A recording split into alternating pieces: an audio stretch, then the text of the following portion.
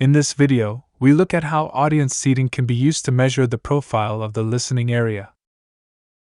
For example, in concert halls or theaters, it can often be the case that, in practice, it is impossible or very difficult to take measurements from the ground level. For such situations, it is possible to measure and set the seat height parameter, which allows you to take measurements using the seats. This advanced feature can be found on the Profile Measurement page when you long press the measurement table.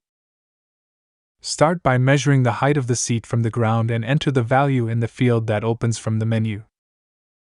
Next, activate the Measurement Modifiers menu, where you can choose for each measurement point whether it is measured from the ground level or from the seat.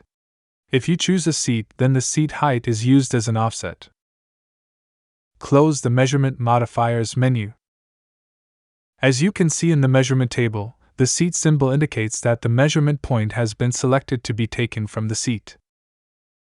The measured seat height can also be seen in the table.